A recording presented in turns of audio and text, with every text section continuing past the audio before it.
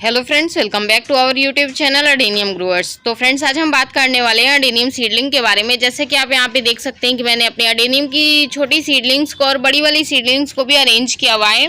मतलब जो seedlings plant पे कन्वर्ट हो गए थे, मतलब बड़े हो चुके थे, जिनमें की ग्राफ्टिंग हम कर सकते थे, ये बेसिकली हम रेडी कर रहे हैं इनको अपने ग्राफ्टिंग के लिए।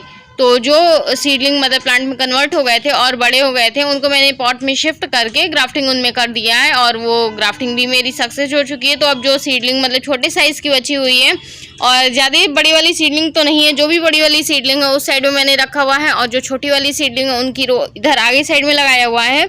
तो आज ही मेरा मॉर्निंग में बारिश हुई है और आज हम इनमें देने वाले हैं फर्टिलाइज़र, क्योंकि मैंने लास्ट संडे में मतलब कि इस संडे के पहले वाले संडे में जो फर्टिलाइज़र दिया था उसके बाद से लगातार ही बारिश हो जा रही है। 2 दिन 4 दिन 2 दिन रुक के बारिश हो रही है, या अभी तो इधर 3 दिन से लगातार ही बारिश हो जा रही है। तो इनमें हम फर्टिलाइज़र देने वाले हैं, ताकि हम जो फर्टिलाइज़र देते हैं वो स्लो रिलीज फर्टिलाइज़र होता है और बहुत ही एक अच्छा माइक्रोन्यूट्रिएंट्स होता है, जिससे कि प्लांट पूरी तरीके से ग्रोथ पे फोकस करता है और बहुत कम टाइम में बहुत ही अच्छा कोडेक्स हो जाता है। जैसे कि ये देखिए आप, ये आपको लगता नहीं होगा कि ये 2 मंथ एज का है इसका। और ये देखिए इसकी कोडेक्स, इसको मैंने 4 इंच के ग्रो बैग में लगाया हुआ है, 4x4 का ग्रो बैग है।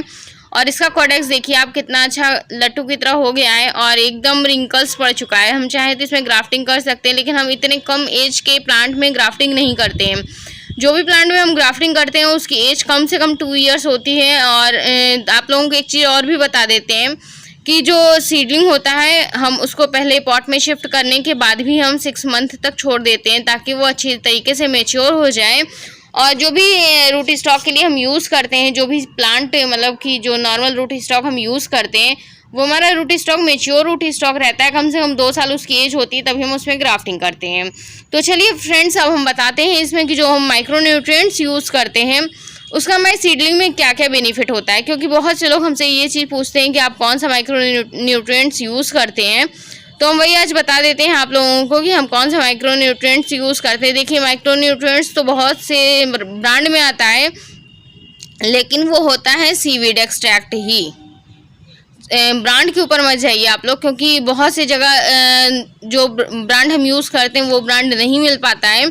और मेरे ख्याल से अब मुझे भी अपने जो मैं ब्रांड का यूज़ करती थी, मुझे भी अपने ब्रांड को चेंज करना पड़ेगा, क्योंकि शायद मैं जो ब्रांड का प्रोडक्ट यूज़ करती थी उन्होंने अब सेलिंग बंद कर दी है। मैं इफ़को ब्रांड का प्रोडक्ट यूज़ करती थी, आप लोगों को इसके पहले भी सारी चीज़ें मैं जो दिखाती थी वो इफ़को का ही हुआ करता था। चाहे तो वो हम फंगीसाइड यूज़ करते थे, वो भी इफ़को का रहता था। माइक्रोन्यूट्रिएंट्स भी हम यूज़ करते थे, इफ़को का ही रहता था। कोई भी फर्टिलाइज़र यूज़ करते थे वो मेरा इफ़को का ही रहता था, चाहे वो पेस्टिसाइड हो, चाहे वो फंगीसाइड हो, चाहे माइक्रोन्यूट्रिएंट्स हो, चाहे कोई भी चीज़ का सीड्स वगैरह भी हम परचेज़ करते थे, तो सारा कुछ हम इफ़को का ही यूज़ करते थे और बहुत ही अच्छा रिस्पॉन्स मुझे मिलता था। जैसे कि आप मेरे प्लांट्स में देख ही सकते हैं कि बहुत ही अच्छी ग्रोथ कर रहे हैं सभी सीडलिंग्स। ये देखिए 4 इंच में के ग्रो बैग में लगाया हुआ है और ये सीडलिंग्स का ग्रोथ देखिए कितना अच्छा ग्रोथ कर रहा है। ये देखिए काफ़ी बिग साइज़ का प्लांट बन चुका है ये, लेकिन हम इसमें ग्राफ्टिंग नहीं करते हैं। बहुत से लोग करते क्या है, जब ये रिंकल्स पड़ गया, मैच्योर हो गई ना, तो इसमें ग्राफ्टिंग कर देते हैं, क्योंकि ये सीडलिंग अब प्लांट में कन्वर्ट हो चुका है। लेकिन हम इतने छोटे एज मतलब इतने कम एज के प्लांट में हम ग्राफ्टिंग कभी भी नहीं करते, क्योंकि अगर हम इतने छोटे प्लांट में ग्राफ्टिंग कर देंगे ना तो ग्राफ्टिंग तो सक्सेस हो जाएगी, लेकिन जो होता है ना कि जब जड़ नीचे से मजबूत होती है तभी आगे तना बढ़ता है। एक कहावत है एक तरीके से कि जब नीचे से जड़ मजबूत होगा तो ऊपर जो उसकी शाखाएं होती हैं तभी वो मजबूत निकलती हैं।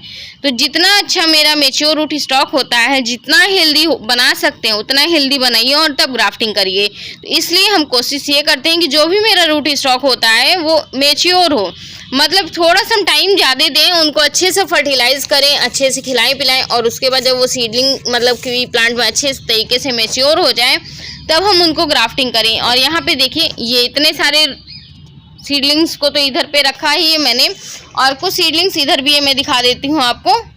ये देखिए ये सीडलिंग्स है जो कि अभी मैंने रिपोर्ट नहीं किया हुआ है, इनको मुझे रिपोर्ट भी करना है।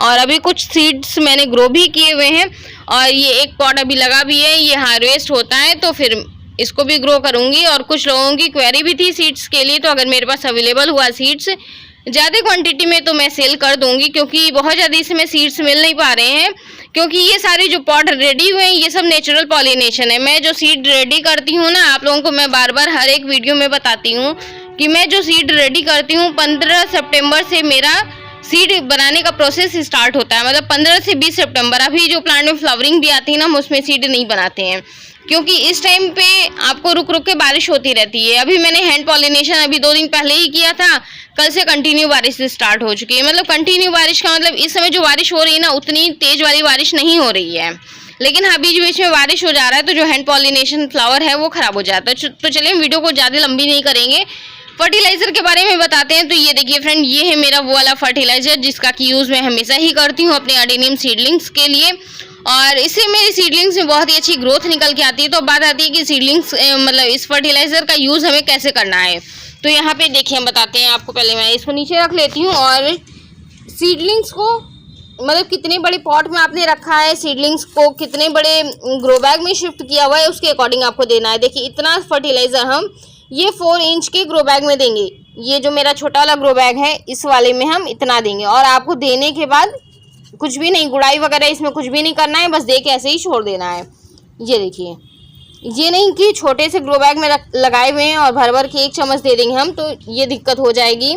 मानते हैं कि ये ऑर्गेनिक, पूरी तरीके से ऑर्गेनिक फर्टिलाइज़र है, इसमें कोई भी दिक्कत होने वाली नहीं है, लेकिन मुझे बहुत ज़्यादा एक्सेस यूज़ नहीं करना है। अगर एक्सेस यूज़ करेंगे तो दिक्कत हो सकती है, लेकिन वैसे एक्सेस यूज़ करने का कोई मतलब नहीं है। आपको थोड़ा थोड़ा देना है, और जो बड़ा ग्रो बैग है या बड़ा पॉट है उसमें आप थोड़ा ज़्यादा क्वांटिटी यूज़ कर सकते हैं। ये देखिए, तो ऐसे ही हम अपने सभी सीडलिंग्स में देते हैं, और ये मतलब कि 1 डोज हम देते हैं तो ये मेरा 2 मंथ जाता है। जैसे कि मैंने जून में दिया हुआ था इनको, 15 जून या 20 जून के आसपास हम दिए हुए थे एक बार, उसके बाद से मैंने नहीं दिया हुआ था। अब सितंबर में दे रहे हैं, आज है 12 तारीख है, आज हम इसका यूज़ कर रहे हैं, और अब फिर हम इसको देंगे फिर 2 मंथ बाद। 2 मंथ बाद जो हम देंगे, तो 2 मंथ के बाद आ जाएगा सितंबर के बाद अक्टूबर नवंबर आ जाएगा। नवंबर में हम लास्ट फीड इसको दे देंगे, और उसके बाद हम इसको कोई भी फीडिंग नहीं करेंगे, क्योंकि नवंबर के बाद नवंबर दिसंबर 15 दिसंबर तक मौसम सही होता है, धूप अच्छी मिलती है इनको, तो ये तब तक ग्रोथ करते हैं। अगर आप इनको परमानेंट पॉली हाउस जो हम बनाते हैं, जैसे कि आप देखे हुए हैं मेरी वीडियोस में, 2 साल से मैं पॉली हाउस बना रही हूँ, तो जो मेरा पॉली हाउस रहता है वो टेम्पररी पॉली हाउस रहता है, लेकिन हम उसको चारों तरफ से कवर किए रहते हैं, तो उसमें जो है ना कि ठंडी हवाएं नहीं जा पाती, तो मेरे सीडलिंग्स जो है मतलब कि ठंडी में भी ग्रोथ बहुत ही अच्छी करती है।